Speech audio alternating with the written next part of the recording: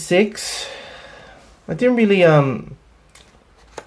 talk about the end of chapter 5, which is kind of cool because you really learn how Arnold felt after winning his first Mr. Amateur Universe.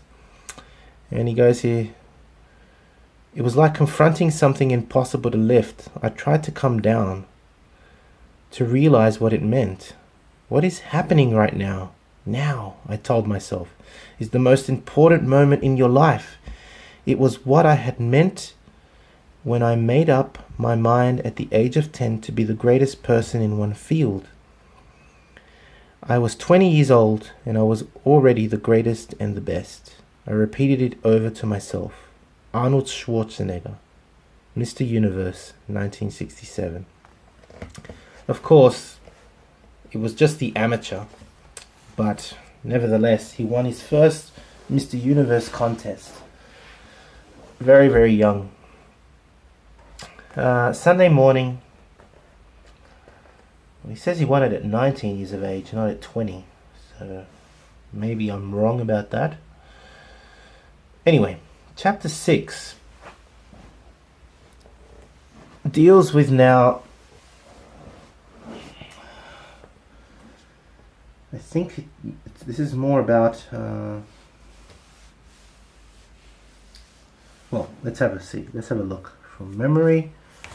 Arnold thirsts for perfection, at being the greatest bodybuilder in the world. Takes him now to new levels in his training.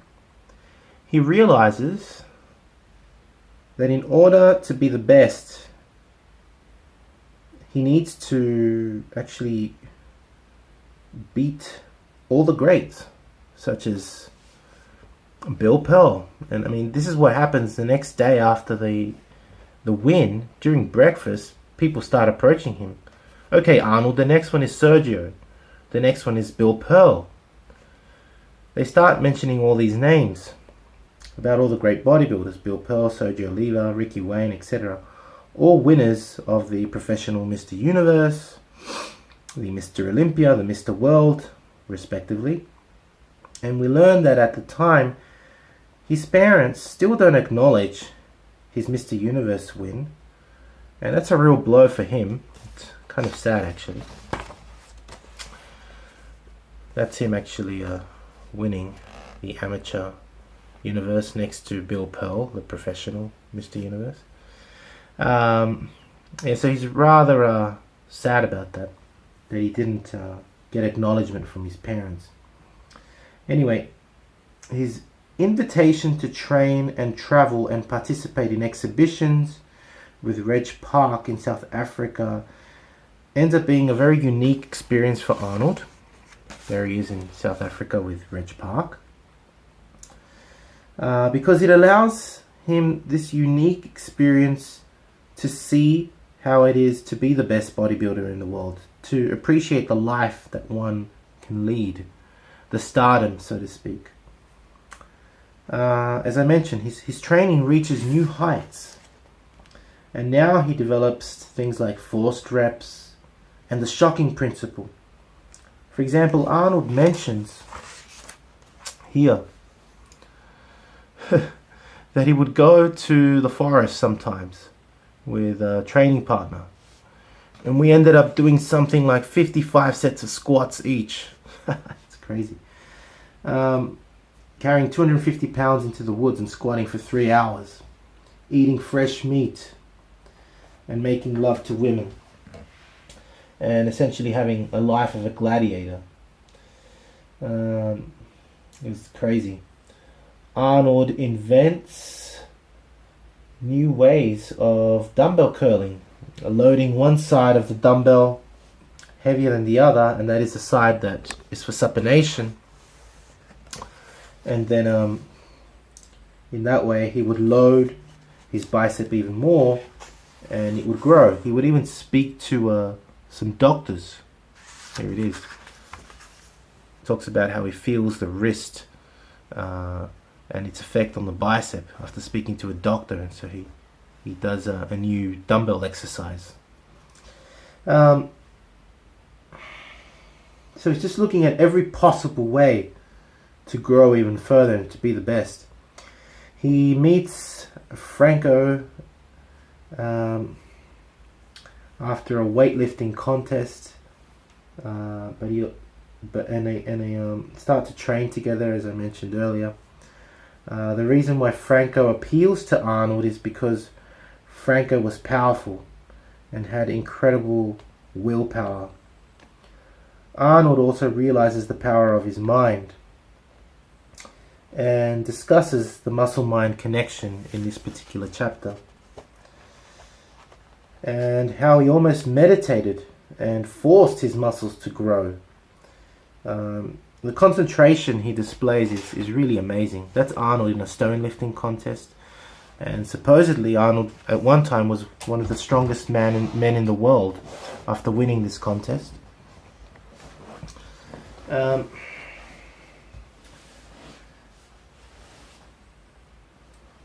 Paragraph 90, second paragraph. So he's talking about the mind here and its effect on lifting. For example, my analysis didn't stop with bodybuilding. I talked to the weightlifting champions and they told me the same thing. It's in the mind. I knew from my own experience lifting weights that you stand in front of the bar and talk to it. You have to communicate with the bar. You son of a bitch, I'm going to rip you off my chest. I'm going to throw you over my head. I don't care how much you weigh. I'm the man who's going to take you out. I'm going to be the master of you. So it's really funny but impressive to see into the mind of Arnold and how he tries to achieve to win. It's pretty incredible. Anyway,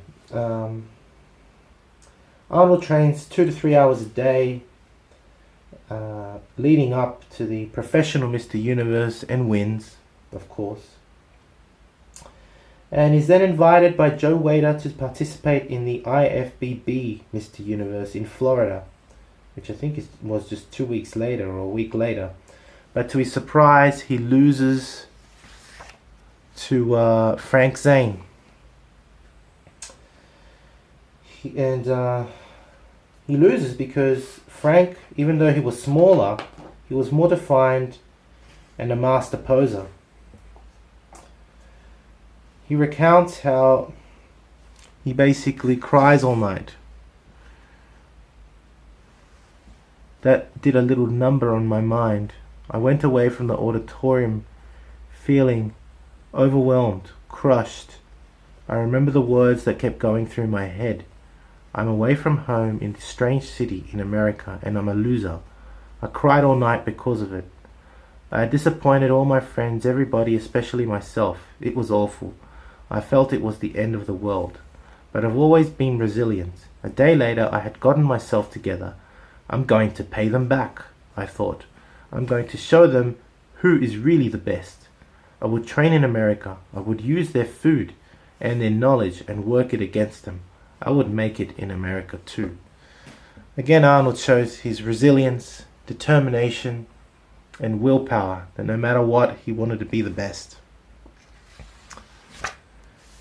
The final chapter of this autobiography deals with basically Arnold becoming the greatest champion in bodybuilding, how he conquers the bodybuilding world, how he becomes the greatest.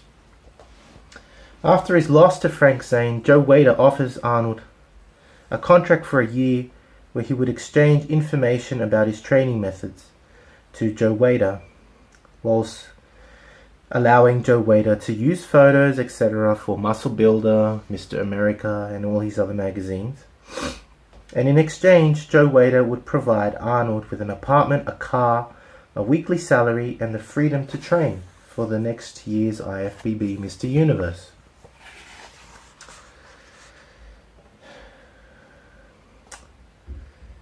So he won the 1969 IFBB Mr. Universe amateur title.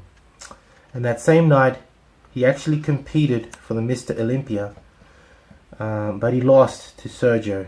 As he says, he just wanted to get it over and done with and beat him. I beat almost everybody in the world except this black guy, Sergio. I rushed to the Mr. Olympia contest. I entered the dressing room. I've been going in every place lately like I was just going to take over. Then for the first time I saw Sergio in person.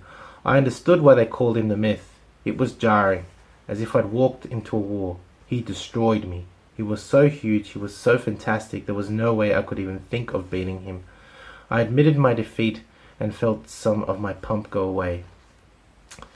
So, yeah, he admits defeat when he first sees Sergio. But anyway, in his relentless pursuit to beat all the best bodybuilders in the world, a week later, he won the NABBA Mr. Universe title in London as well. Or is it that's actually, no, sorry, that's actually a little later. Sorry. He basically trains the whole year. I'm sorry. He first, after Sergio, he trains for the whole year, and all that was on his mind was Sergio. So anyway, he enters the NABBA, the professional, wins that again. Then wipes out most of the competition in the world, all except for Sergio. And in his frustration, he asked Weider to fly Franco to the US so that they could train together. And Arnold begins to train with Franco, and also sees a ballet instructor to improve his posing, just like he shows in Pumping Iron. And he continues to seek perfection. Later he beats Dave Draper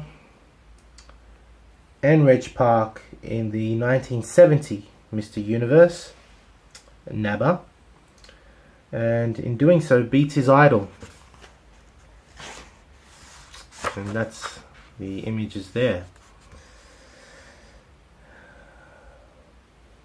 And then he actually enters the Mr. World, and in doing so beats Sergio.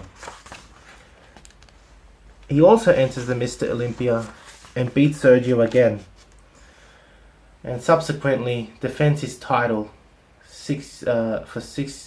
for another 5 years running, and then after that comes back in 1980 to win for a 7th time, becoming the greatest bodybuilder that we know of, because after that he promoted bodybuilding, giving seminars throughout the world, selling t-shirts, albums, instructing through his mail order business of booklets, and basically also through the Arnold Classic. Arnold has done much for bodybuilding. We do see his first 30 years here in his autobiography, but yeah, that's the first part of Arnold, the Education of a Bodybuilder, the autobiography. I hope you've enjoyed these 3 segments. I've had to separate it because it's just too much information. I hope you've enjoyed it, and I'll go through the second part through a much shorter summary in another video. This is the Golden Era Bookworm. I hope you've enjoyed this detailed summary of Arnold, the Education of a Bodybuilder, at least the first half, the autobiography. See you next time. Bye.